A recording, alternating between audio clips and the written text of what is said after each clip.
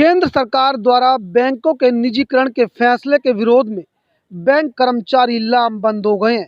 गुरुवार और शुक्रवार को बैंक कर्मी हड़ताल पर रहेंगे। हालांकि प्राइवेट बैंक खुले रहेंगे।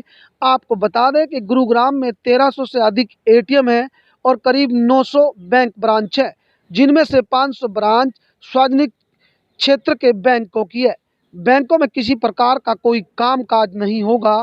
बैंक कर्मियों का कहना है कि केंद्र सरकार सार्वजनिक क्षेत्र के बैंकों को निजी हाथों में सौंपने के लिए बैंकिंग कानून संशोधन विधेयक लाने की बात कह रही है, जिसका विरोध सरकारी बैंकों में काम करने वाले कर्मचारी कर रहे हैं। ऐसे में निजीकरण को लेकर बैंक सरकार के इस फैसले से नाराज नजर आ रहे हैं। इसी को लेकर 2 दिन सरकारी बैंकों के कर्मचारी हड़ताल पर रहेंगे। हालांकि जिन लोगों के सरकारी बैंकों में खाते हैं, उन लोगों को 2 दिन तक मुश्किलों का सामना करना पड़ सकता है। ऐसे में देखना होगा कि ये सरकारी बैंक के कर्मचारी पहले भी निजीकरण को लेकर विरोध कर चुके हैं। ऐसे में अब इनका 2 दिन तक लगातार विरोध चलेगा। ऐसे में जिन लोगों के खाते हैं, उनको मुश्किलों का सामना करना पड़ेगा। साथ ही साथ बैंक कर्मियों का ये भी कहना है कि किसान, मजदूर और गरीब आम लोगों का खाता सरकारी बैंकों में आसानी से खुल जाता है और प्राइवेट बैंकों में खाता खुलवाने के लिए काफ़ी मुश्किल होती है। ऐसे में अगर सरकारी बैंकों का निजीकरण कर दिया जाएगा तो इसका असर गरीब, किसान और आम लोगों पर भी पड़ेगा। गुरुग्राम से विजेंद्र कुमार की रिपोर्ट। जो हड़ताल चल रही है निजीकरण के लिए, इसके बाद तो दिक्कतें तो बहुत आएंगी, क्योंकि हमारी जॉब सिक्योरिटी एक तो ख़त्म हो जाएगी। नंबर 2, वो जिसको चाहेंगे उसको अपने हाथों में चाहेंगे। नंबर 1, अगर किसान लोन नहीं चुका पाता है तो खेत बिक जाते हैं। किसान जो लोन नहीं चुका पाता तो खेत बिक जाते हैं, और पूंजीपति अगर लोन नहीं चुका पाता तो बैंक बिक जाते हैं।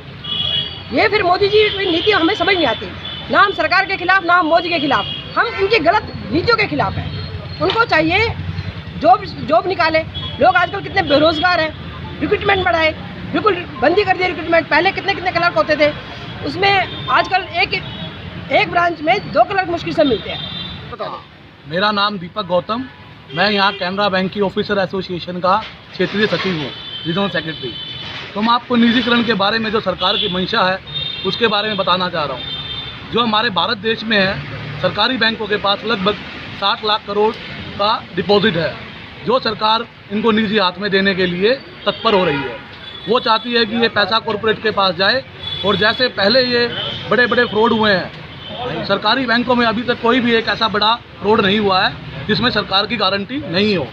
ये सरकार की मंशा इससे साफ है कि वो बैंकों का निजीकरण करके इनको कुछ अपने जो उनके नज़दीकी हैं उनके हाथ में देना चाहती है। दूसरा जो है, अभी तक कोई भी सरकारी बैंक फेल नहीं हुआ है। जितने भी निजी बैंक फेल हुए हैं, जैसे यस बैंक है, पीएमसी फेल हुआ, उनको आगे मदद करने के लिए सरकारी बैंकों को ही आना पड़ा है। अगर हम सरकारी बैंक बंद हो जाएंगे तो इससे आम जन का सबसे ज़्यादा नुकसान है। ठीक, मकसद है बैंक को बचाने का। जैसे कि हमारे स्लोगन है, बैंक बचाओ देश बचाओ। सरकार दिन पर दिन इतनी तानाशाही रवैया अपना रही है हर फील्ड के अंदर, चाहे वो रेलवे हो, चाहे वो एयरपोर्ट हो, चाहे वो BSNL हो। जितने भी सरकारी उपक्रम हैं जो कि पब्लिक के फ़ायदे के लिए, आम आदमी के लिए काम कर रहे थे सरकार, और जो प्रॉफिट मेकिंग इंस्टीट्यूशन है सरकार उनको भी बेचना चाह रही है। सरकार हर मोर्चे पर बुरी तरह से विफल है। उनसे ये जो है क्राइसिस इस समय देश में चल रहे हैं, चाहे वो उनकी गलत नीतियां, चाहे वो डिमोनेटाइजेशन वाली रही हो या GST की रही हो, या उसके बाद ये कोरोना काल आया, उसके अंदर भी उनकी जो रणनीति है वो ठीक नहीं रही, और इसके चलते सारा देश इस समय बुरी तरीके से एक अर्थव्यवस्था जो है चकनाचूर हो चुकी है। आज हर फील्ड के अंदर, चाहे वो कोई भी ग्रोथ हो, मैन्युफैक्चरिंग का हो, चाहे किसी भी तरीके का हो, सरकार हर फील्ड में नाकाम है। और इसी हताशा में वो, चाहे रिज़र्व बैंक का उन्होंने रिज़र्व फंड जो आज तक इस्तेमाल नहीं हुआ 1,76,000 करोड़ रुपए, वो भी उन्होंने लेके और वो बड़े बड़े कारपोरेट्स के लोन माफ़ कर दिए। आज देखिए जियो का जो सिम अंबानी ने पहले फ्री में दिया, उसके बाद बढ़ाते बढ़ाते आज 720 रुपये कर दिया। तो ये सब प्राइवेटाइजेशन का एक बैड इफेक्ट है, जो आने वाले समय में पब्लिक को और बैंकर्स को और बैंकों के कस्टमर को सभी को नुकसान पहुँचाएगा। महंगाई पूरी तरह हावी है, बेरोजगारी का जो हाल है वो सबको पता है।